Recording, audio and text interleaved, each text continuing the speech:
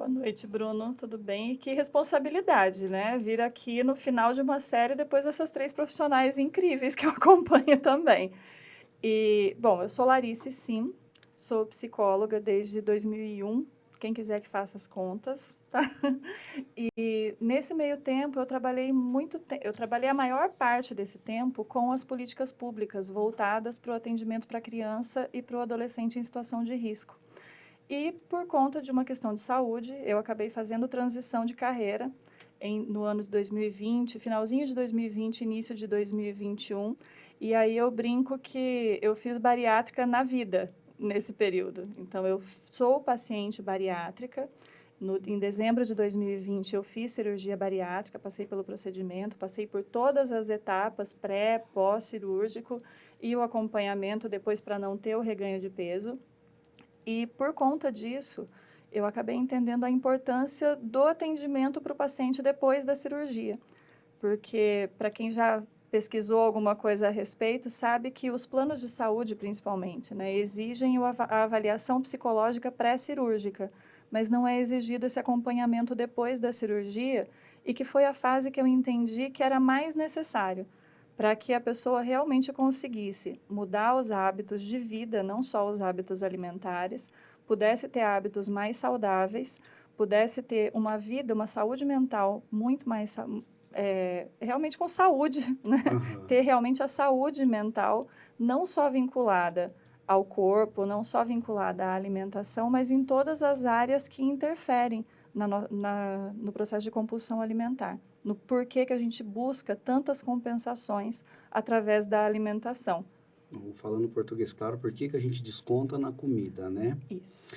Tá, a gente estava aqui nos bastidores conversando e eu achei muito interessante. Você falou que trabalhava no Tribunal de Justiça Uhum. e daí você passou por um problema, Isso. você- um burnout, né? Isso. Você pode falar um pouquinho para nós do burnout? Não está em pauta, mas eu acho assim que é uma coisa que está muito em alta, Uhum. que eu digo porque a gente tem tantos profissionais buscando sucesso, buscando aquela busca desenfreada por dinheiro, Uhum. por sucesso, por fama, e acaba se deparando com burnout. O que Uhum. que leva, o que que é esse burnout, para a gente explicar um pouquinho para o pessoal de casa? Certo. Bom, o burnout, ele é a síndrome do cuidador, né? É a necessidade de cuidar do cuidador. As pessoas que cuidam, que trabalham cuidando de outras pessoas. O que aconteceu comigo nesse processo? Eu trabalhava em um lugar onde eu me identificava totalmente com aquilo que era feito e a gente teve uma mudança no que seria a minha função ali no trabalho. E com isso eu acabei me desvinculando daquilo que era o meu objetivo como psicóloga. Eu fazia um trabalho que era extremamente necessário, mas eu já não atuava mais como psicóloga dentro do tribunal. E isso acabou me desconectando dos meus objetivos pessoais, dos meus objetivos de vida, e eu comecei a adoecer por conta disso. Então, em várias profissões isso acontece, a gente tem algumas que são meio que clássicas de entrar nesse processo. Professores com burnout, bancários, educadores educadores sociais que entram nesse processo do burnout também, pessoas que trabalham na saúde e que acabam entrando nesse processo também, porque sabe que fazem um trabalho que é extremamente necessário, mas não se identificam mais com o processo, com a forma que esse trabalho é realizado. Mas é um trabalho e a gente aprende que precisa se manter, é o ganha-pão das pessoas Uhum. e muitas vezes passaram por um concurso e se entendem merecedoras daquele trabalho. Então, como é que eu vou abrir mão de uma coisa que eu conquistei e que foi tão difícil para conquistar? Então, é realmente uma luta interna sobre o que eu vou fazer a respeito desse trabalho que eu preciso, mas com o qual eu não me identifico mais, do qual eu já não faço parte. Então, eu me excluo desse processo e adoeço um pouco mais a cada dia. E muitas vezes a pessoa se percebe doente depois de anos que adoeceu. E desconta isso nas relações pessoais, na relação consigo mesmo, na alimentação, em outras compulsões, no desenvolvimento de outras compulsões, o alcoolismo, drogadição e tantas outras situações que vão demonstrar que vem muito mais como um sintoma dessa desconexão que a pessoa tem com o seu objetivo de vida. Tá, podemos entender sim agora, né? Eu vou falar por mim aqui. Aquele prazer que ela não consegue mais no trabalho, ela começa a Ela busca em buscar outros lugares. fora. na comida ou em bebidas, né? Em N coisas, como a Larissa citou aqui. E é interessante você falar isso, porque assim, eu entendi o burnout como uma pressão, como uma pessoa que tinha muita pressão, pressão, pressão. Mas aí quando você fala assim, é a síndrome do cuidador. É aquilo que a pessoa faz, você citou aí professores. A pessoa faz com tanto amor, tanto carinho, e ela começa a perder agora a identidade daquele trabalho e não ter mais aquela função que ela tinha como cuidadora. E daí é onde vai, então, acontecendo isso aí. E quando o cuidador tem muita dificuldade de pedir ajuda, de buscar esse cuidado e de aceitar esse cuidado. Então acaba sendo um agravante também, porque não, eu cuido, eu resolvo. E nesse eu cuido, eu resolvo, eu estou adoecendo e não me percebo adoecendo. Eu quero que alguém resolva para mim enquanto eu estou resolvendo de outra pessoa. Não é nem a questão de ser centralizador, é a questão, às vezes, de não conseguir pedir essa ajuda para os outros, porque acha assim, eu faço tanto, por que ninguém está enxergando para fazer por mim, né? Exatamente. Tá. Então, assim, legal a forma que tu explicou, mas não é legal, assim, a vida ou a situação, né, de passar pelo burnout, né? Uhum. Então, o que motivou você, então, escolher e trabalhar com a profissão de psicólogo, ok, mas, assim, mais voltado para essa área, porque até eu achei muito legal que a Larissa mandou até na verdade, o título aqui para nós ficou bem bacana, né? Ó, que é a psicologia por trás da compulsão alimentar, emagrecimento saudável e cirurgia bariátrica, né? Então, o que levou você a buscar, então, trabalhar com a psicologia, a psicoterapia mais voltada para esse segmento, na área alimentar, na área de alimentação saudável, de pré-bariátrico, de pós-bariátrico? Toda transição, toda escolha vocacional é uma coisa muito simples, né? Quando você me mandou a pergunta, por que você escolheu a psicologia? Eu acho que todo adolescente, quando vai escolher, na hora de sinalizar ali, eu vou fazer vestibular para quê? Eu era uma pessoa tão coerente como qualquer adolescente. Eu queria medicina, psicologia e engenharia química, porque uma coisa na minha cabeça fazia todo sentido que as três coisas tinham tudo a ver comigo. Não se conecta, né? E quando foi para fazer a transição de carreira, foi mais ou menos a mesma coisa. Eu não me identificava mais com a psicologia, até que eu entendi que a questão não era a psicologia, e sim a forma como estava sendo desenvolvido o trabalho. Eu não estava mais desenvolvendo a minha função como psicóloga, e por isso eu não me identificava mais. Mas como eu não me identificava com a psicologia nesse processo, eu fui atrás de uma outra coisa que me interessava muito, que foi a culinária, a gastronomia. Inclusive, cheguei a pensar em fazer o curso de nutrição. E fiz alguns cursos por conta do meu transtorno alimentar, então eu me alimentava, passava mal.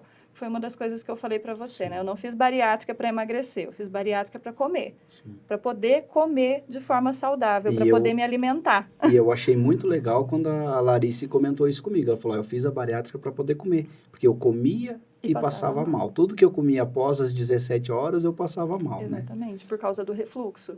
E eu acabei descobrindo que eu tenho um diagnóstico de APLV, então eu sou também alérgica à proteína do leite. Na época eu não sabia, eu não tinha conhecimento disso. E quase todas as dietas saudáveis têm iogurte, tem queijos magros, tem o creme de leite, tem a nata, quase todos os cardápios, os planos alimentares que são passados têm esses ingredientes. Então eu me alimentava saudável, mas não era saudável para mim, porque eu não tinha esse diagnóstico ainda. Então, tudo o que eu comia, eu passava mal. Era muito raro eu me alimentar de alguma coisa e não passar mal na sequência. Eu tinha azia, eu tinha refluxo, eu tinha muita queimação. Desconforto abdominal. Desconforto, inchaço abdominal. Então, assim, era o tempo todo eu me sentia mal. Eu tinha muito enjoo. Então, assim, chegou num ponto que eu estava obesa, eu já tinha passado dos 100 quilos, mas eu continuava, eu estava desenvolvendo sintomas de anorexia porque eu tinha medo de comer. Porque toda vez que eu comia, eu sentia dor na sequência. Então, quando eu fui orientada a fazer a cirurgia bariátrica, não foi por causa do peso, porque eu me alimentava saudável, eu seguia as orientações que eram passadas para mim. Só que tudo aquilo que eu comia me causava uma inflamação.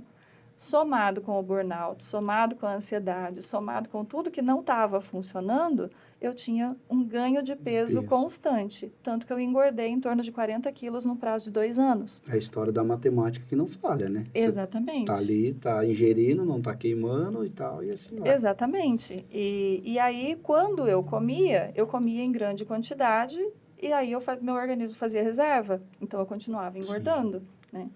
E aí, o que aconteceu? Eu falei, vou trabalhar com alimentação. Fui pesquisar sobre alimentação saudável, cheguei a fazer aí como voluntária numa cozinha industrial por 15 dias para saber se eu ia dar conta. Eu falei, não é isso. Aí eu acabei fazendo uma mentoria para psicólogos, específico para psicólogos em transição de carreira. Ali eu entendi. A minha questão não era fugir da psicologia, mas sim encontrar alguma coisa que fizesse sentido para mim. Eu estava recém-passada pela cirurgia, eu tinha acabado de receber a alta da nutricionista, eu tinha acabado de receber a alta do médico, mas eu ainda fazia o acompanhamento multidisciplinar no meu pós-cirúrgico e eu entendi qual era a função principal do psicólogo ali para que a pessoa conseguisse adaptar essa nova vida para que a cirurgia não fosse em vão. Porque muitas pessoas, o que eu mais atendo na clínica hoje são pessoas que fizeram a cirurgia bariátrica há alguns anos e tiveram reganho de peso, precisam de um novo procedimento. Não precisaria desse novo procedimento se tivesse conseguido adequar algumas coisas na vida, né? Ressignificar algumas situações na vida e que acabaram não conseguindo nesse processo. A gente conversando aqui, você me explicou que os planos de saúde, eles obrigam a ter um laudo ali, um diagnóstico, não é diagnóstico, né? Um laudo do psicólogo, né? Para que seja autorizado a bariátrica, mas no pré, né? No E no pré-cirúrgico. pós, eles não exigem, né, esse acompanhamento. Então, qual é a importância dessa equipe multi que você citou? Porque você tem um médico que fez a sua cirurgia. Aí, dentro dessa equipe multi, tem o psicólogo, tem o nutricionista. E qual é a importância, então, dessa equipe multi e a importância do psicólogo no pós? Certo. O que os planos de saúde exigem antes para poder liberar essa cirurgia? Então, é necessária avaliação médica para identificar o quadro clínico dessa pessoa, se ela tem condições de saúde para passar por um procedimento tão extenso, tão grande, mas, ao mesmo tempo, se tem comprometimentos de saúde que justifiquem fazer essa cirurgia. Isso é o médico quem vai avaliar. Várias especialidades, não só o gastro, mas o cirurgião cardíaco, é passado por pneumologista, são várias especialidades médicas que fazem essa avaliação. O nutricionista vai fazer a avaliação para verificar a questão de suplementação de vitaminas que são necessárias antes da cirurgia, e orientar em relação a qual é a dieta necessária depois da cirurgia, se preparar a pessoa para aquilo que ela vai passar, porque, afinal de contas, a gente passa dias em dieta líquida, passa dias em dieta pastosa, dias em dieta branda, que a gente até pode comer, mastigar, mas não é tudo que a gente pode. Meses nessa dieta, que é uma dieta um pouco restritiva, não tão restritiva, mas ainda um pouco restritiva. Então, o nutricionista vai preparar para isso. E a avaliação psicológica é para avaliar qual é o grau de compulsão alimentar dessa pessoa. Por quê? O brasileiro tem um costume bem interessante. Normalmente tem alguma coisa para ser ingerida em cima da mesa. Aqui a gente tem água, mas se você vai na casa de alguém que você foi convidado, vai ter um bolo, vai ter um biscoito. É cultura, né? É cultural. No teu trabalho, provavelmente em algum lugar tem um pote de biscoito para a hora O da cafezinho fome, tá para o lá, cafezinho, isso. ok. Então, é meio que automático. As pessoas te oferecerem alguma coisa, você pegar e colocar na boca. Depois que você lembra, nossa, eu tô de dieta, eu não podia fazer isso. Hoje de manhã eu comentei contigo, né, que eu tô voltando para minha dieta e tal. E hoje aconteceu isso. A gente tá num trabalho bem assim e nós sentamos para um café e eu tinha tomado meu café em casa. E daí os dois rapazes que estavam na mesa pediram e você, não, eu voltei para minha dieta, eu não vou comer. Eu dei aquela segurada. Aí voltei pro meu carro, 10 horas a minha fruta tava lá para mim comer dentro do carro. Isso a gente chama de comer consciente. Você sabe o que você precisa e você tem um plano alimentar que você está seguindo. Você tem consciência do que você vai ingerir ao longo do teu dia e do objetivo que você tem. O compulsivo não tem essa noção. Então, ele vai no automático.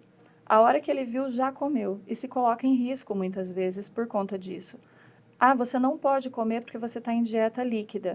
Não, eu vou comer porque eu estou com fome, eu estou com vontade de comer. E aquela compensação imediata, para ele é muito mais importante do que o esperar para alcançar um determinado objetivo.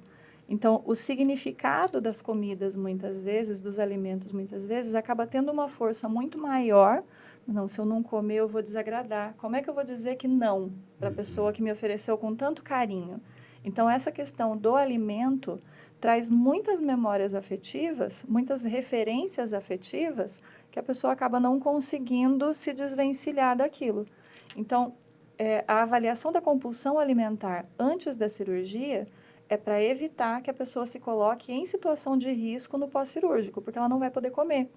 Uma pessoa, ela vai estar cheia de pontos no estômago. Se ela come, de repente, um pedaço de bolo, aquele pedacinho de bolo, se estivesse no seu dente, você vai lá e escova.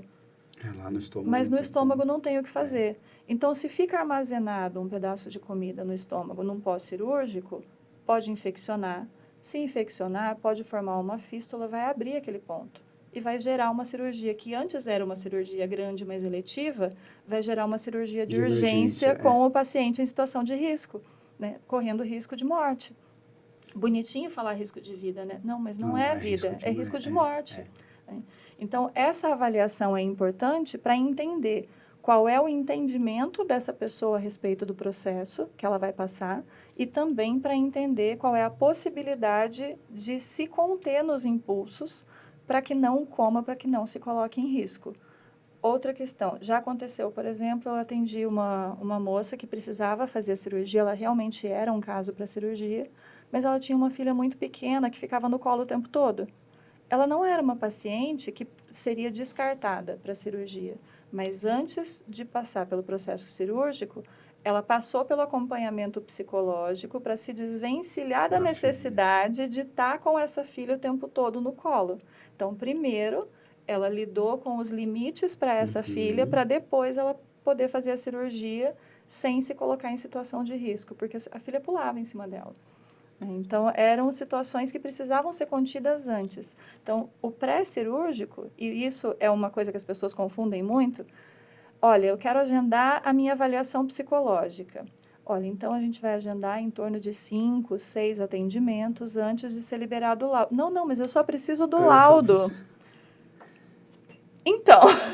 É muito mais além. E é interessante você estar explicando dessa forma, porque assim, ó, você vê, você teve uma paciente que o problema às vezes não estava nem na compulsão alimentar, mas estava com a filha. O problema era na relação estabelecida com a filha, ela não conseguia colocar limites nessa criança. Então, primeiro isso foi tratado, a relação dela com a filha foi tratada, e a hora que ela estava mais tranquila, que ela conseguia se sentir... é o empoderamento, né? A hora que ela se sentia segura para colocar limites nessa criança, aí ela estava liberada para fazer a cirurgia. A questão dela não era a compulsão alimentar, mas sim a dificuldade de colocar limites, de se posicionar diante das pessoas que ela gostava. Como que tudo, eu falo que é tudo cultural. Procurar o psicólogo para falar, eu só quero laudo. Quando você vai fazer uma cirurgia, gente, às vezes uma cirurgia de grande porte, você vai pro cardiologista e você fala pro cara, não, eu só preciso de um laudo no pré-operatório. Chega lá, o cara faz todas as baterias de exame, coloca você na esteira, as coisas, fala, cara, não tem como eu te liberar agora, porque você tá com uma pressão assim, tá? O cara fala, não, velho, eu só preciso fazer uma cirurgia. Cara, você pode não sair, você pode não sair da mesa de cirurgia e daí, né? Então, assim, é complicado. E essa questão também, que eu falo que é cultural do brasileiro, você tratar a pessoa bem na sua casa é você recebê-la com algo para ela comer. Né? Aí você falou do compulsivo, da questão, não, eu vou comer porque não, você não pode, não, mas eu estou fazendo tudo certo, então eu mereço comer, essa questão do merecimento. E como trabalhar isso com o paciente? Então, do auto-boicote? Isso, essa questão do merecimento. Eu falo por mim porque, assim, às vezes eu faço a semana toda, meu exercício, minha alimentação, minha dieta certinho, chega no domingo, porque eu tenho um problema seríssimo com a questão do refrigerante. Eu tinha parado, eu tinha deixado de lado e de um tempo para cá eu voltei a fazer o uso do bendito refrigerante. E eu já vi que isso, para mim, tá me arrebentando e eu tenho que deixar de lado. Mas, sabe, a história do auto-boicote e daquela cultura assim, eu fiz tudo certinho a semana inteira, hoje é domingo, eu mereço. Merece. inclusive alcançar o resultado que você quer, Né? alcançar o seu objetivo. Mas essa questão da realização, da autorrealização, a gente pode pegar por duas vertentes. Se eu tenho um plano e aquele plano faz sentido para mim, eu vou seguir esse plano. Se eu tenho um plano que parece que é impossível de ser alcançado, eu não vou seguir. Eu vou começar, mas eu não vou seguir. A dieta para a vida inteira. Todo mundo que você conversa precisa emagrecer ou engordar 2 quilos. Ninguém está É. feliz. E 90% das pessoas, estou jogando, tá? Vozes da minha cabeça dizendo Uhum. 90%. 90% das pessoas que a gente conversa tá de dieta. Dieta não é meio de vida. Isso também é um Sim. costume que foi adquirido não sei em que momento, mas dieta não é meio de vida. Dieta é um tratamento. Então, o diabético está sempre de dieta. Sim. Ele tem um tratamento alimentar que é necessário por É. conta de uma condição de saúde. O cardíaco está de dieta a vida inteira, porque ele tem um comprometimento de saúde e que a questão alimentar vai fazer diferença. Se eu não tenho um comprometimento de saúde, eu posso até fazer uma dieta para a questão do peso, mas o que eu preciso fazer depois é um controle da minha alimentação. É o comer consciente. É entender que eu tenho uma necessidade de alimentação, mas eu não preciso comer tudo de uma vez. E como é difícil pra gente, você falando assim, você pode escutar, ou tem que emagrecer 2 ou tem que engordar 2. Como os 2 quilos é difícil de emagrecer, né? Diferente de você pegar e focar e falar, não, eu tenho que emagrecer 10 quilos, você vai, parece que é uma beleza. Mas chega, não, é só 2. E esse 2 nunca você consegue, né? Sim. E até nessa questão da alimentação e do emagrecer um pouquinho, né? Ah, eu vou emagrecer para entrar na roupa daquele evento. Ok, e depois que o evento passar? Normalmente, as pessoas, quando entram na roupa, que tem lá a roupa de referência, né? Entrou na roupa de referência, agora eu mereço ir para o rodízio. Então, daí lá E vai para no comer até próprio morrer. evento, às vezes é um casamento, uma formatura, e o cara tá ali e já se rebenta lá mesmo, né? No próprio Exatamente. evento. E aquele gatilho de comer até se arrebentar, como você falou, esse gatilho acaba despertando de, não, eu passei tantos meses privado disso, não realizando o meu desejo de comer, então agora eu vou realizar em dobro, porque eu já alcancei o objetivo, como se o objetivo tivesse finalizado. É. Então, já me perguntaram, né? Ah, mas você fez bariátrica. Você faz dieta? Não, eu fiz reeducação alimentar. Isso aí. Eu Isso fiz aí. reeducação alimentar. Então, hoje, eu como de tudo. Já ouvi pergunta no consultório, ah, mas eu vou fazer bariátrica e eu nunca mais vou poder comer uma feijoada? Eu falo, olha, você eu não sei, eu como. Então é que na verdade cada um vai ter o seu limite depois, né? Cada um vai ter que entender. Eu falo isso porque agora quem me conhece sabe, há 15 anos atrás, quando eu fiz uma reeducação alimentar, em 9 meses eu emagreci 50 quilos. Sem remédio, sem bariátrica, só na alimentação e exercício físico. Mudança. Então, eu fiz uma reeducação alimentar. Aí Uhum. todo mundo, e como você vira espelho, gente do céu, todo mundo chegava e ficava assim, ó, eu ia em acampamentos, e o povo falava assim, eu quero ver o prato que você vai fazer de comida, o que você está comendo, como é que é? Gente, nossa, mas agora você... Não, esse é o meu novo estilo de vida. Uhum. Então, e você aprende. E é tão mais fácil quando você faz essa reeducação, que aqui nos bastidores eu comentei contigo, eu falei assim, ó, eu chutei o balde, eu meti o pé na jaca, né, Uhum. e eu estou tentando recuperar. Mas é tão mais fácil quando você já fez essa reeducação, que você sabe o que tem que fazer, e você consegue retomar as rédeas mais fácil, Sim. né, do que quando você não tem esse preparo. Quando você faz a bariátrica, sem o preparo nenhum, aí você começa o reganho de peso, você não sabe o que fazer, você só vai, se for passar pelo outro procedimento, você só vai acabar perdendo peso, porque você não entendeu ainda que você tem uma reeducação. Você está na historinha da dieta, né? Exatamente. E acaba desenvolvendo novos transtornos alimentares, né? Então, o maior risco depois da cirurgia bariátrica não é porque a pessoa fez a cirurgia e teve uma complicação da cirurgia, específica da cirurgia. É porque a pessoa tem medo de se alimentar e entra num processo de inanição. Ou tem medo de tomar água e acabar inchando, então entra num processo de desidratação. Então, é necessária a ingestão de alimentos. É muito Sim. necessária. E depois que tem a alta médica, que daí vai ter as refeições livres, por mais que siga um plano alimentar, mas todos os alimentos são permitidos. E essa questão da dieta, a cultura da dieta, traz muitas restrições.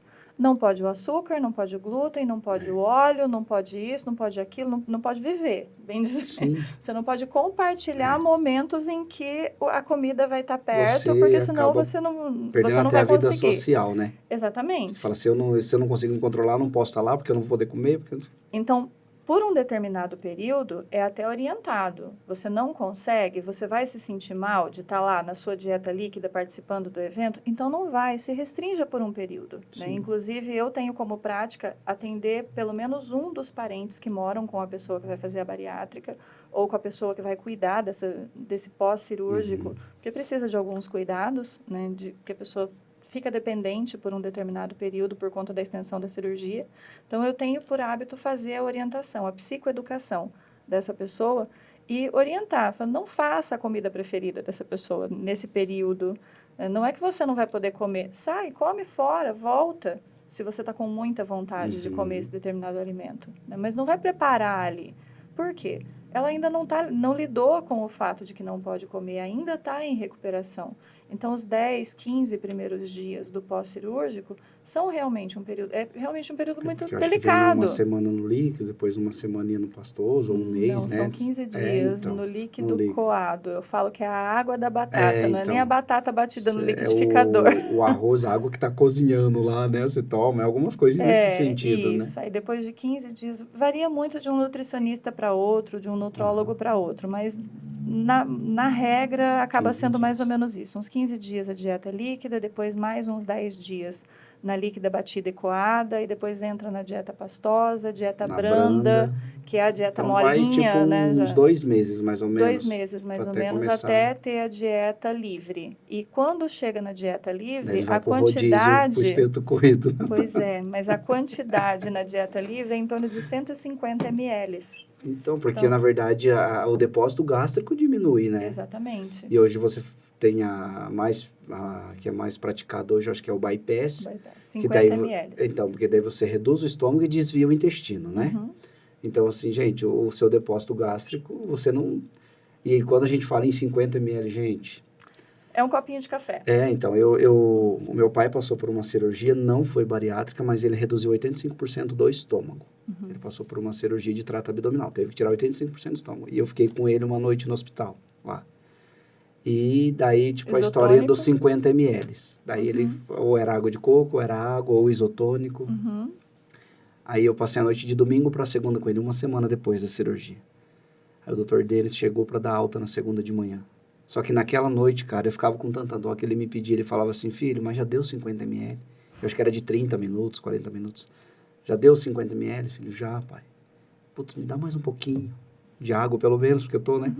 E eu ia lá e dava, cara. Sabe assim, mas sabe com aquele medo. Aí o doutor Denis chegou de manhã e falou assim, pra dar alta, falei, daí, como é que tá indo no banheiro? Tá falando, doutor, não, tô com um pouco de diarreia, porque eu tô no líquido aí. Ele olhou pros residentes junto e falou assim, mas por que líquido? Não tô entendendo. Ele não fez bariátrica. O que tá acontecendo? Ele já era pra estar na dieta branda, ele já era pra estar comendo. Ah, doutor, mas é que nós pensamos, não tem que pensar. Lá na UTI era uma coisa, ele tá no quarto já. Aí ele falou assim, não, e outra, quem falou que era 50 ml o caso dele? Eu respirei aliviado e falei, putz, não fiz nada de mal pra ele, né? Porque assim, a gente fica com peso, porque você tá acabando, né? Sim. Mas assim, de dó da pessoa que tá, você tenta fazer. Mas essa é um problema também, né? De você... Como que eu posso dizer? Acho que da criação, do que vem lá atrás, você ficar com dó daquela pessoa que tá ali. Mas, cara... E o sentir dó não vai ajudar o paciente. Então, você tá acabando mais prejudicando do que ajudando, né? Exatamente. Então, é necessário seguir um protocolo. Nós né, temos os depois da comentários cirurgia. aqui, tá? Posso fazer os comentários Pode. antes? Ó, a Roberta Barco tá dando os parabéns. Parabéns, Lara, e muito clara em suas explanações. É ótimo, é o que eu falei aqui, Roberta. O burnout eu entendi com simplesmente ela começando assim, é a síndrome do cuidador. Eu já pensava outra coisa do burnout, né? Aí a Karina Buni também mandou umas palminhas e eu acho que é o teu pai aqui, ó. José? Não. Sua mãe, Josefa? Josefa Aparecida, é sua mãe, ó. Parabéns, filha. Deus te abençoe grandemente hoje e sempre. A mamãe tá com a gente aí. Pode mandar um abraço para eles. Então, gente, né? Eu falo, gente, esses comentários, todos eles parciais, mas eu agradeço, né? A Roberta é minha comadre, a madrinha do meu filho, também paciente bariátrica, sabe exatamente tudo isso que a gente está comentando, porque passou por tudo isso também. A Karina também sempre me encaminha pacientes também, ela é professora e uma grande amiga com quem eu falo que as minhas loucuras, muitas delas a Karina participa. Eu faço trekking, rapel, gosto muito de Eu vi esporte de algumas coisas nas aventura. suas redes sociais. Isso é, Inclusive, é uma das minhas formas de não reganhar peso, né? Então, o meu digamos, aeróbico eu faço nos esportes de tá aventura. certo. Você desconta a sua fuga nos exercícios e não na comida, né? Só que também exercícios controlados, não Aham, uma nova compulsão, né? É sim. necessário É, ter tem que ter um esse equilíbrio, cuidado, né? esse equilíbrio para não ter uma nova compulsão, Verdade. né? E a minha mãe, eu não vou nem falar nada, né? Mãe, beijo. A Roberta, eu não sei se ela lembra de mim, mas ela foi procuradora no município e eu trabalhei, eu sou servidor público faz 20 anos, e na época que a Roberta foi procuradora, eu trabalhei no Recursos Humanos, lá da prefeitura. Então, a gente Certo. teve uns contatos ali também. E são pessoas novas aqui no nosso chat, então, pessoas que já podem começar a seguir o Clube da Conversa aí, já compartilha com os amigos também, porque o Clube da Conversa a gente procura trazer os profissionais que têm feito a diferença no nosso município. E hoje não seria diferente, porque a Larissa tem feito a diferença. Primeiramente, começou na vida dela. E o que ela falou agora aqui é muito, mas muito importantemente, porque é importante mesmo, gente, porque eu brinco que a questão do CrossFit, quem faz CrossFit, gente, o cara parece que não tem um equilíbrio, ele quer aquilo, quer aquilo, quer aquilo, e fica e vai. Mas a Eu me questão... recuso a falar de CrossFit e beach tênis hoje. Então, Eu não vou falar. porque assim, ó, esse equilíbrio, né, tanto para o bem, é uma questão, mas aí você vai me falar, Bruno, mas é questão de saúde, é questão de exercício, mas tem que ter um equilíbrio, Sim. né? E qual é a importância, então, desse equilíbrio, tanto pro lado ruim, ou você ir lá para compulsão, ou você ir lá e descontar na comida, quanto você ir lá e também fazer tudo pro exercício, porque eu tenho um primo que ele bitolou, eu falo que ele bitolou, porque assim, ele fez a bariátrica no mesmo sentido que o seu, pela questão do refluxo que ele tinha para resolver um problema, e hoje ele vai para academia 3 vezes por dia. Por dia, 3 vezes. Então, tem uma questão que poucas pessoas conhecem o termo, mas que é a vigorexia, que é essa compulsão pelo exercício. Então, a pessoa pratica exercícios de forma exagerada. Vai colocar o corpo em uma situação de desequilíbrio também. Então, é necessário ter a assessoria. Você quer fazer exercício em excesso? Quer ter uma vida de atleta profissional? Então, você precisa da assessoria necessária, da assessoria Você vai completa. treinar em alto É um rendimento e vai lá, nutricionista, isso. é o fisioterapeuta, é um treinador especializado, mas não dá para simplesmente resolver, não, eu preciso emagrecer, preciso ganhar massa, então eu vou treinar 2, 4, 10 horas por dia. Se você não tiver a alimentação correta para essa carga de exercícios que você está fazendo, se você não tiver o autocontrole, questão de frustração mesmo, né? Lidar com a sua frustração, um controle em relação à sua resiliência, e você não conseguir os resultados que você quer alcançar no prazo que você quer alcançar, você vai precisar lidar com isso também. Então, é necessário ter a assessoria especializada para poder te E até a orientar nesse questão de sentido. recuperação do corpo mesmo, né? Quando você fala do Sim, fisioterapeuta. Porque um atleta de alto rendimento, ele treina 8 horas por dia. sim, Só que ele acaba o treino dele, ele tem lá a piscina de gelo dele, faz a crio dele, ele tem o sim. fisioterapeuta acompanhando, Tem uma né? meta de proteína que ele vai ingerir durante o dia para não perder massa magra, tem a quantidade de carboidratos que vai ingerir durante o dia para poder gerar energia para realizar todos esses exercícios. Então, essa assessoria de profissionais especializados é necessária. Então, no começo eu falei da equipe multidisciplinar, que acompanha o paciente para o emagrecimento. Não só o paciente bariátrico, mas também o paciente que não vai fazer a cirurgia, que também precisa muitas vezes da assessoria. Todo mundo sabe o que pode e o que não pode comer. Vou começar a fazer dieta hoje. Eu vou cortar, que é o que a gente brincou agora há pouco, né? Eu vou cortar o açúcar, eu vou cortar o pão, eu vou cortar a gordura, eu vou cortar o óleo da salada, eu vou cortar a carne gorda, eu vou cortar o carboidrato, eu vou cortar, né? A bebida alcoólica, o suco, eu vou cortar tudo isso. Ok, quanto tempo você vai conseguir ficar?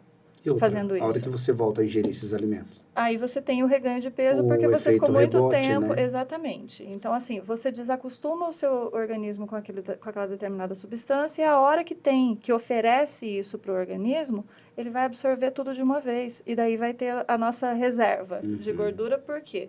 O teu cérebro entende que você estava em situação de inanição. Então, ele vai te defender. Sim. Eu vou segurar porque eu não vou ter, né? Isso. E isso acontece tanto fisicamente como emocionalmente. A gente tem mecanismo de defesa do nosso cérebro também. As nossas emoções também desenvolvem o nosso mecanismo de defesa. Então, se eu entendo, inclusive a compensação, eu mereço. Se eu me privo por muito tempo de um determinado alimento, eu vou me compensar por isso na sequência. Então, e isso acaba sendo uma forma de me defender de todo aquele período em que eu estava frustrada. Então, eu vou me presentear por conta de ter me permitido aquele sofrimento. Então vamos lá, eu brinco que todo episódio meu tem um momento polêmico, Bruno. Não fique assustado porque é assim, ó. Até que ponto, hoje, as pessoas que têm trabalhado com desenvolvimento pessoal, com a questão de coaching, que essa história do merecimento vem muito dessa linhagem, né? Na verdade, é TCC.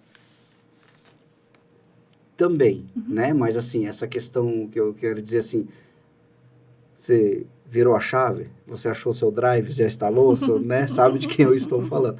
Mas assim, até que ponto, então, as redes sociais ou essas pessoas, esses coaching que oferecem coisas milagrosas, esses influencers, né? Os influenciadores digitais, na questão, assim, do peso ideal, do corpo ideal. Quem foi que colocou esse padrão de beleza hoje? Que até a gente comentou isso com a Nicole aqui, que entra no TCC, essa questão do... Então, assim, até que ponto as redes sociais pode ajudar, ou até em questão, assim, de pacientes que chegam ao teu consultório para psicoterapia e vêm com essas falas, né? Porque, assim, essa questão do merecimento vem muito dessa parte. Você merece, você está lutando, você está fazendo, né? Então, assim, você já teve bastante casos, assim, ou casos de pacientes que chegam buscando esse corpo perfeito, esse peso ideal, porque as mídias sociais dizem que hoje tem que ser assim. Você quer saber quantos por dia? Então, na verdade, assim, qual é, assim, a recorrência de pacientes que acaba procurando? Porque, gente, como é difícil a gente se aceitar e achar que a gente tá ok. Tudo por causa de estar olhando para isso aqui. Eu não sei te precisar um número, tá? Mas são muitos. E uma coisa que eu entendo é que o acesso à informação é um ganho que as redes sociais trouxeram, que a mídia trouxe, é um ganho. Tudo muito rápido, né? Só que é tudo muito rápido e as pessoas não processam essa informação antes de querer colocar em prática ou de passar para frente, como sendo uma verdade. A pessoa não instalou o Drive ainda, né? Ainda não. A pessoa não instalou o Drive ainda. Ela, na verdade, instalou um vírus que está tomando conta de tudo. Não sei se existe ou se fala cavalo de Troia ainda, mas nesse Drive está cheio do cavalo de Troia. Enfim, né? As coisas que denunciam a idade da gente. Mas, assim, as pessoas não se dão o tempo necessário para processar algumas coisas. Não respeitam o tempo do processo. É tudo muito rápido. Então, muitas pessoas que me procuram para fazer a avaliação da cirurgia bariátrica não vão pelos motivos corretos. Até tem uma ou outra comorbidade que poderia ser tratado clinicamente. Tem, sim, a questão da obesidade e a questão estética, de não se sentir bem com o próprio corpo, mas é possível tratar o transtorno de imagem, que é uma questão psicológica. Disformia, como é que chama, né? A pessoa não enxerga aquilo transtorno dismórfico. Então. A pessoa não se enxerga da forma que ela realmente é. Ela olha Sabe no que espelho por muito e não consegue tempo, enxergar. Quando eu emagreci os 50 quilos, eu olhava para mim que eu era daquele tamanho. Eu ia comprar roupa, eu pegava assim as roupas maiores, eu não conseguia enxergar. Aí agora que eu engordei 20 e poucos quilos dos 50 que eu emagreci, eu me vejo lá atrás. Eu não consigo me ver mais gordo, sabe? Então, assim, é umas coisas que... Sim, eu fiz muito isso, né? Eu cheguei a te mandar uma foto antes da cirurgia. E eu mandei um emojizinho assim, assustado. Você falou, não, já tô acostumada. Não, já tô acostumada já. Tem pessoas que não me viram durante a pandemia, que foi no processo que eu engordei, foi quando eu engordei, muito mesmo. ou pessoas que me conheceram naquela época não me acompanharam no pós-cirúrgico, porque eu estava em isolamento, que era grupo de risco por causa da cirurgia. Falei, mas você já frequentava aqui? Já, a gente já conversou, você já foi na minha casa, inclusive. Como assim? E a pessoa não reconhecer. E como é engraçado, quando a pessoa passa, faz assim, daí olha de novo, né? Então, eu brinco muito, essa mulher já fui eu. Não, não é mais. E pretendo que não seja. Amém. Mas essa mulher já fui eu, né? E essa questão da dismorfia precisa ser acompanhada, sim. Esses dias eu estava vendo uns comentários que o Instagram vai tirar os filtros e um monte de gente desesperada. Falei, gente, vocês estão desesperados por quê? Agora a moda é tirar foto assim. Né? Então, as pessoas estão se escondendo porque não se aceitam. Tem um filme que foi lançado há pouco tempo também, que as pessoas esperavam chegar nos 16 anos, porque quando completam 16 anos, passam por um processo cirúrgico completo, que elas vão mudar a cor dos olhos, o cabelo, a cor da pele, se elas quiserem. Gente, é um absurdo, né? E é essa cultura de que você tem que ser o padrão.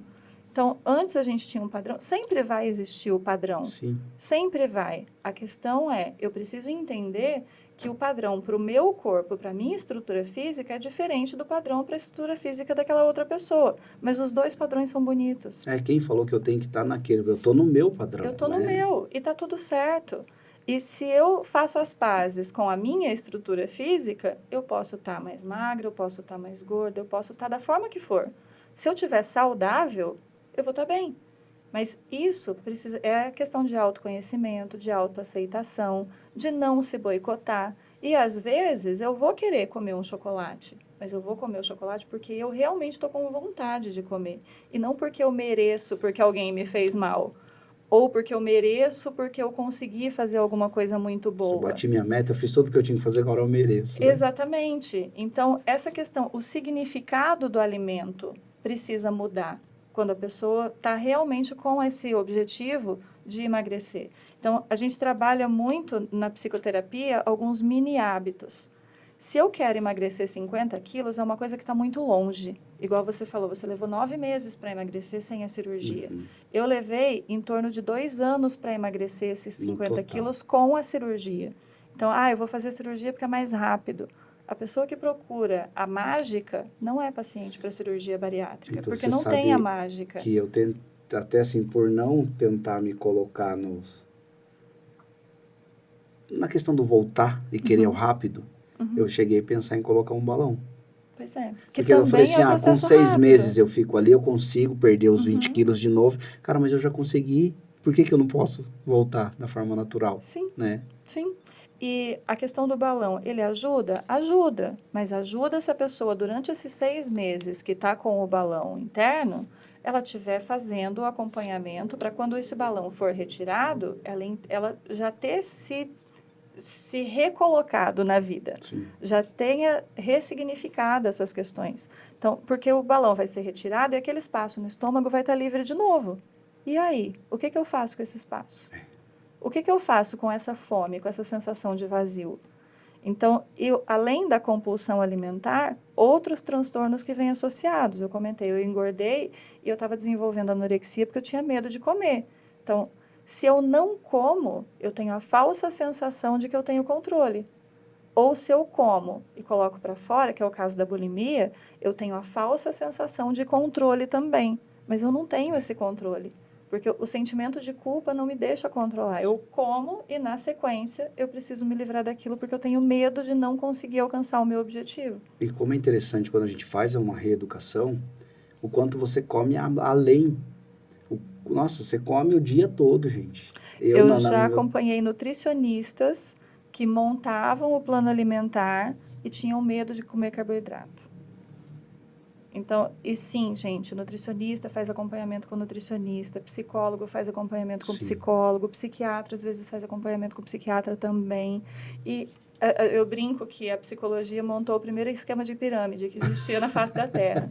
Porque sim, a gente precisa de ajuda de outros profissionais para lidar com as questões que são pessoais. Sim. Olhar para o outro é muito fácil. Não é porque você é psicólogo, você é a perfeita, que você não tem as suas lutas também. Exatamente. E não é porque o psiquiatra está lá e ele te receita o medicamento que ele também não precisa de algo para tratar, né? Alguma coisa dele. É assim. Sim. Então, assim, tem sim algumas questões, igual você falou. Ah, a pessoa começa a fazer reeducação alimentar e se assusta com o tanto que tem que comer. Sim. Por que se assusta? Porque não tem noção das calorias de determinados alimentos. Então, já aconteceu de eu precisar explicar para a pessoa, olha, você não vai engordar se você comer um pão. O problema não é você comer um pão. Mas se você não come esse pão com ovo de Sim. manhã, às 10 horas da manhã, você vai comer 2 ou 3 pães, vai comer biscoito, vai comer bolo com cobertura, não sei mais o quê. Então, ao invés de você comer aqui esses X calorias que você está com medo, você acaba comendo o dobro porque você não conseguiu se controlar depois porque você estava com fome. Então, eu falo que quando eu fiz a reeducação, eu comia por ser o momento, a hora de comer a sua fruta, a sua barra de cereal, o mix de castanha, mas não que você estava com fome.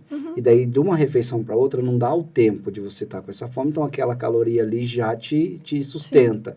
Aí, Sim. quando você chega na hora do almoço, você fez uma refeição no intervalo aqui, que você vai conseguir controlar bem o almoço. E assim vai até o final do dia, né? Isso. E isso faz parte do autocontrole mesmo. Então, assim, você tem o objetivo, está sendo orientado por um profissional que está montando esse plano de acordo com o teu perfil. Ah, não, mas eu peguei o da minha amiga. Não, não vai resolver. É o teu perfil, é o teu exame, é a tua suplementação. Então, precisa ser um plano individual também. E talvez no teu plano individual tenha muita comida, Sim. mas tenha pouca caloria. Então, teve uma vez, eu fiz com alguns pacientes, falei, gente, eu vou postar então essa semana tudo o que eu comer. E daí eu postava café da manhã, lanche, almoço, lanche, outro lanche e a janta. Como assim? Para que 2 lanches? Como assim? Mas você come tudo isso? Falei, gente, foi o que a nutricionista me Porque você passou. faz um lanche às 3, umas 18, mais ou menos, né? E daí vai É, jantar às 20, 21 ali. porque daí eu vou para academia, Aham. tenho pré-treino, tenho pós-treino, então assim, e antes de dormir ainda tenho o meu chazinho, às vezes tem Aham. alguma outra coisa A também ceia, antes de né? dormir, que é a ceia, né? Mas isso tudo é programado para minha carga de exercícios. Então, já aconteceu de, mas você treina pesado, você vai para academia todo dia e treina pesado. Não, gente, eu vou fazer uma confissão para quem está assistindo aqui. Eu vou para academia 3 vezes por semana, às vezes 4, numa marra danada, e o dia que eu tô sem o treinador lá, eu coloco o meu cronômetro, porque em meia hora eu quero ir embora. Você Eu faz um sigo cardio o e vai embora. treino. Não, Aham. não, eu sigo o Ah, treino que foi tá. passado. Então, assim, eu coloquei um objetivo para o meu treino, Uhum. mas eu vou, faço meia hora de exercício e eu vou embora. Esse é o meu limite. Mas eu faço isso com constância. Eu faço isso toda segunda, toda terça, toda quinta, toda sexta-feira. Ah, mas e o dia que está chovendo? Eu vou. Na força do Mas, ódio, mas eu tô lá. mas a gente vai. Já aconteceu de parar na porta da academia e falar, "Gente, mas eu tô tão cansado, eu trabalhei tanto hoje, não vou. Mas eu já tô na porta da academia, muito desaforo, né? Ou então, quando eu faço com o treinador, eu vou de manhã. Ai, mas a cama tá tão quentinha no inverno, Uhum. principalmente, né? Ai, não vou. Mas eu tô pagando, ele tá lá esperando, né? É. Então eu vou. Essa história do tá tão cansado, e isso também eu acho que tem explicação psicológica aí. A gente entra para fazer o exercício, a gente tá cansado, a gente pensa em sair em virar, dentro do próprio carro, virar e ir embora, né? Uhum. Mas quando você entra e faz, a gente sai tão mais aliviado. Parece que aquela canseira que a gente tinha, porque assim, é diferente o desgaste, não é? A canseira é diferente e a gente parece que alivia e sai melhor do que quando entrou ali. E aí o outro braço dessa equipe multidisciplinar que é tão importante, né? Os educadores físicos e os fisioterapeutas. Precisa do exercício. Por que a gente se sente tão melhor depois? Porque o nosso corpo, depois de praticar algum exercício físico, ele produz algumas substâncias que não só melhoram o nosso humor, como melhoram até para quem toma remédio o antidepressivo, para quem toma o ansiolítico, melhora a absorção dessa medicação, melhora a eficácia dessa medicação. Então, é muito importante. Ah, mas eu não tenho costume de fazer, eu não tenho tempo para fazer. Começa com 10 minutos. 10 minutos por dia. Faz, sei lá, anda em volta da quadra e volta. Mas coloca aquele horário como sendo o seu horário de fazer alguma coisa, que são esses mini hábitos. Então, você vai adquirindo esse mini hábito, que é uma coisa pequenininha. Você não precisa... E o que eu mais vejo, não, vou começar a fazer exercício. Contrata o pacote de 1 ano na academia. Vai 1 semana e depois fica se lamentando Sim. pelo dinheiro que gastou. Porque não dá para cancelar no cartão ou tem alguma multa Sim, para rescisório, né? rescisão do contrato, enfim. Então, você não precisa começar com o plano anual na academia. Começa com 15 minutos na sua casa. Não precisa ser 1 hora e meia. 15 minutos. Aumenta esse tempo no dia seguinte, aumenta esse tempo no outro dia e você vai colocando isso como uma parte da sua vida. A regularidade é muito melhor do que a quantidade, né? Exatamente. Então, é a constância mesmo. Você não sobe um degrau pulando 5, 6 degraus de uma vez, é um por vez, não é? Exatamente. Eu vou dar uma boa noite aqui pro pastor Jorge, acabou de entrar com a gente aí, e também o Renato e a Renata, da R2 Negócios Imobiliários, dizendo assim que sempre com bons conteúdos. Parabéns, Bruno. Obrigado, Renato. E a gente tem feito essa diferença aqui. E você que está nos assistindo, se você tem algum profissional que saiba, que faz a diferença no nosso município e que trabalha bem e que queira indicar para a gente, manda para nós aí. Pode mandar o nome desse profissional. E também, se tiver dúvidas sobre o tema, a relação da psicoterapia aqui em relação à compulsão alimentar, emagrecimento saudável, cirurgia bariátrica, enfim, a transtornos alimentares, pode mandar. Nós temos 10 minutos ainda aí. Você vê como que passa rápido? Nós estamos só 10 minutos, mas se você tiver alguma dúvida, pode mandar que dá tempo ainda, gente. A Ana Paula Cândido está com a gente, tem bastante gente entrando com o Edson Gripa está com a gente também. O Edson passou esse tempo atrás ele também vive na questão alimentar, mas assim, sempre foi atleta, atleta que eu digo assim, amador, mas sempre estava correndo seus 10K, suas coisinhas aí, sempre na constância. E ele estava com várias veias entupidas, teve que fazer cirurgia de abrir o peito. Você vê, e sempre comendo saudável, mas cada corpo é cada corpo, né? Exatamente. Cada organismo. E a gente precisa tomar muito cuidado nesse comer saudável, que foi uma coisa que você comentou, as calorias vazias, as calorias escondidas. Então, às vezes, na minha refeição principal, no café da manhã, no almoço, no jantar, eu como saudável. Só que o que eu estou ingerindo escondido, beliscando o dia inteiro, não é saudável. Então, não adianta eu comer saudável, café da manhã, almoço e jantar, se ao longo da manhã eu como um pacote de biscoito recheado, ao longo da tarde eu como um pacote de bala. Então, isso é caloria vazia. Se eu tomo 2 litros de refrigerante ao invés de tomar água, se eu não tomo água, se eu não estou ingerindo líquido, o meu corpo vai se defender.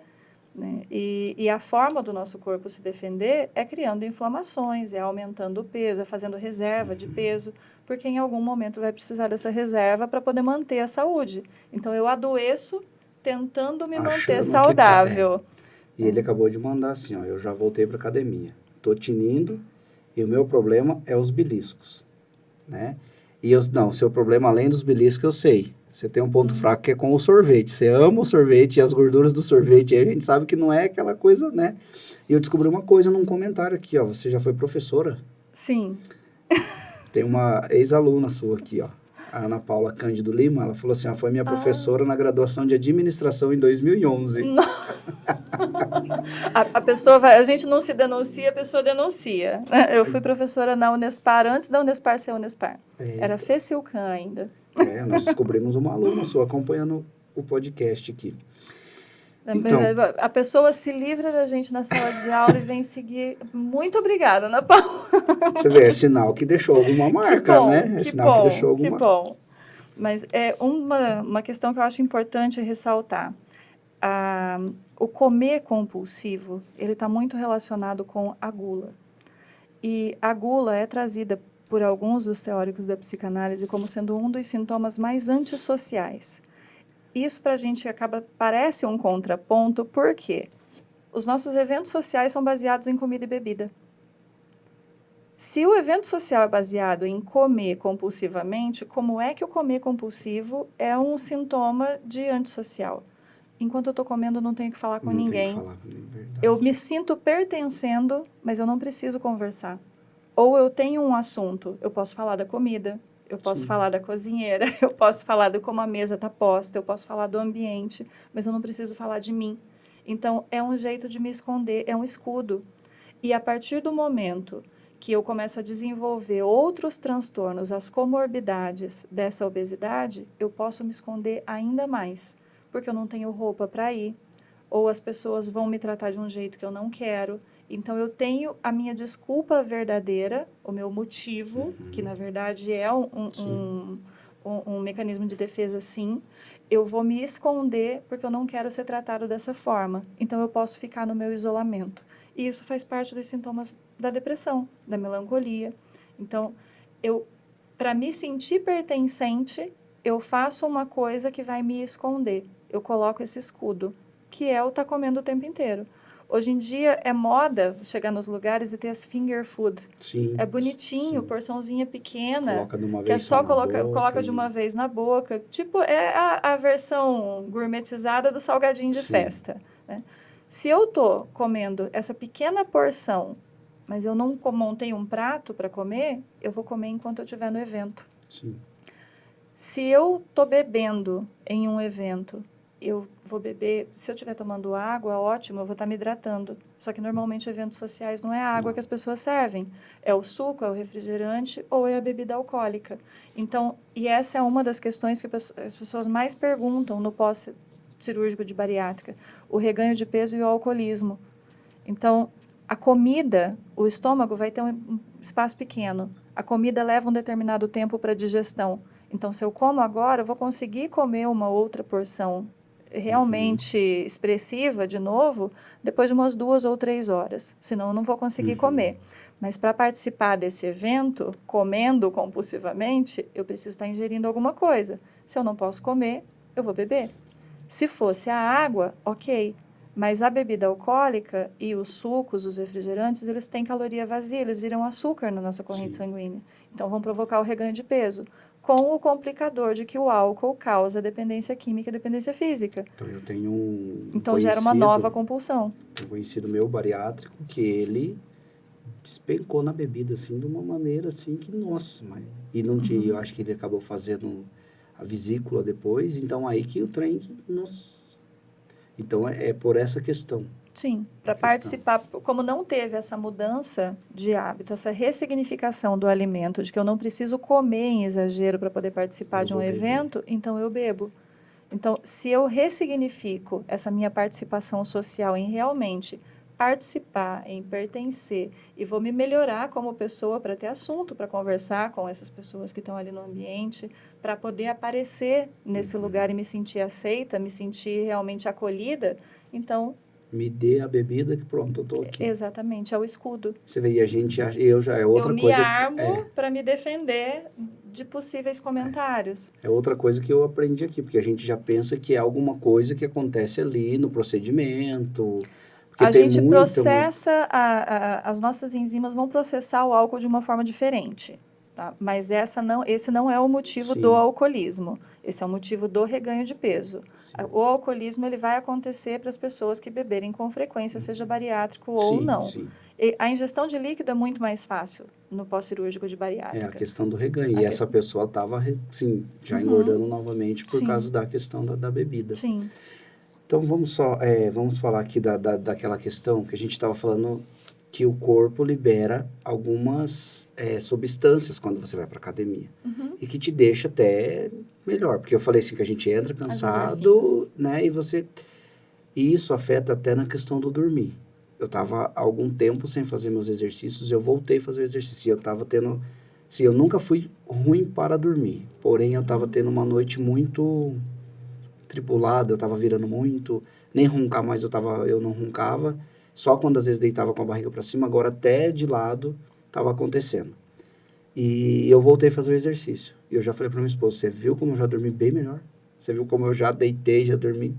Sim. E você vem para casa com uma sensação, aquela sensação que você tem quando você ataca na comida, que liberou aquela situação do prazer, o exercício faz a mesma coisa. Sim, ele faz a mesma coisa. Ele vai liberar as endorfinas que o chocolate libera. Não da mesma forma? Não, não é da mesma forma. Né? Você tem muito mais trabalho para fazer isso e a sensação de dor muscular que vem depois. Mas o resultado, ele é muito mais permanente. Então, o ganho que eu tenho com isso, a compensação que eu tenho com o exercício é muito mais duradoura do que o ganho que eu tenho com um alimento que não estava no meu plano ali, que eu acabo ingerindo dentro dessa compulsão, porque eu mereço. Então, assim, é possível comer de tudo em uma dieta equilibrada? É possível comer de tudo. Esses dias eu fui em um rodízio com uns amigos. Falei, mas Larissa, é bariátrica, você vai no rodízio, nem compensa. E é bom que tem desconto, né? Para Tem, quem é bariátrico, tem vários restaurantes que oferecem tem. desconto Na ainda. verdade, não é que o restaurante é bonzinho, tem uma Uma lei. lei, né? É Então, a gente recebe uma carteirinha de que é paciente bariátrico e é oferecido um 50% de desconto desconto. de 30% a É. 50% costuma ser esse desconto. Quase todos, tem alguns restaurantes que não oferecem, mas enfim. Aí já chega um bariátrico e já tá com reganho de peso, fala, mas você não é bariátrico não, cara. Exatamente, né? Tem bariátricos que comem tanto ou mais, né? Mas por conta de complicações que teve depois da cirurgia. Mas essa questão do rodízio, o ressignificar isso depois da cirurgia ou em um processo de emagrecimento, de reeducação alimentar, de que o rodízio é um lugar que você vai para provar sabores e não para comer até morrer. Você não precisa sair de lá rolando, se sentindo mal. Você pode ir provar os sabores que te interessam, repetir aquele sabor que mais te agradou e você fez a sua refeição. Não precisa Esse é o mais intuito. apostar de quem comer menos paga a conta, né? Exatamente. Não precisa apostar quem comeu mais, não precisa apostar Aham. quem comeu quantos pedaços da pizza ou do sushi, enfim. Não precisa. É um lugar de degustação. É um momento de degustação. E isso é se presentear, é se promover uma situação. Mas o comer até você passar mal não é um presente, é uma Sim. punição. Sim, você É o tá... boicote. A gente tá se prejudicando achando que tá presenteando, Exatamente. né? É a história da caixinha surpresa, das bombas, né? Que nos países do Oriente Médio você recebe um presente, você abre é uma bomba que está explodindo. É a mesma coisa. É um presente que a gente está nos presenteando, mas a gente está acabando explodindo nós mesmos, né? Sim. Então, infelizmente, chegamos ao fim do nosso episódio. E eu quero só dizer que o Clube da Conversa, esse episódio teve um oferecimento todo especial da Blumon XP, da Econ Consórcios, da NN Delícias. Olha aí, nós falando tanto de comida, a NN Delícias faz coisas assim que, né? E também da Associação Dojo Multisportes. Então, assim, ó, eu trago um com comida, mas eu também trago um que te incentiva a fazer os exercícios físicos, ok? Então, Larice, deixa um recado para quem está nos assistindo, a questão da ressignificação, né? A questão de se olhar de uma forma diferente e entender que os padrões existem, mas você tem o seu padrão, né? Assim, para que, enfim, deixa um recado para o pessoal que está nos assistindo. Eu acho que é importante salientar que a psicoterapia não é para quem já tem um problema. As pessoas ainda mistificam muito essa questão de procurar a psicoterapia, pessoa que tem o transtorno já instalado, ou é o louco, é o maluco, né? Então, ainda existe muito esse estigma. A psicoterapia é para pessoas que querem se conhecer, que não têm medo de se conhecer. A partir do momento que eu me permito olhar para os fantasmas que estão me assombrando ao longo da vida, e que vão assombrar sim, porque o nosso inconsciente vai trazer todos esses gatilhos, eu sabendo deles ou não. A psicoterapia me permite conhecer esses fantasmas e me permite ter controle sobre eles. Porque se eu não consigo controlar aquilo que eu não conheço. E muitas pessoas, quando chegam no consultório, falam, mas eu demorei para vir porque é muito difícil conversar com um desconhecido. Eu viro a pessoa para um espelho e apresento o desconhecido com quem essa pessoa vai conversar. O desconhecido não sou eu. Sim. A pessoa precisa se conhecer, precisa conhecer os próprios limites para conseguir ultrapassar esses limites, se for um desejo dela. E não os limites que as outras pessoas impõem. Então, sair do padrão, sair dessa caixa onde as pessoas se colocam, vai muito além da rede social. Eu preciso me conhecer para me permitir fazer as coisas que eu acho importante, independente do Instagram estar mostrando, do blogueiro ou do coach estar dizendo que está certo ou não. Se eu não acreditar que aquilo é certo, eu não vou ter constância, eu não vou conseguir colocar aquilo em prática. E a psicoterapia pode ajudar nesse processo. Não é de um dia para outro, não é com uma consulta, a gente não vende laudo, a gente elabora laudo depois de uma avaliação, depois de um acompanhamento, muitas vezes de intervenções, né? Mas é possível, através de um processo de autoconhecimento, mudar toda a história de uma vida. Deixe o seu contato para o pessoal, o endereço da onde você atende. Certo. Eu atendo na Clínica Psicosaúde.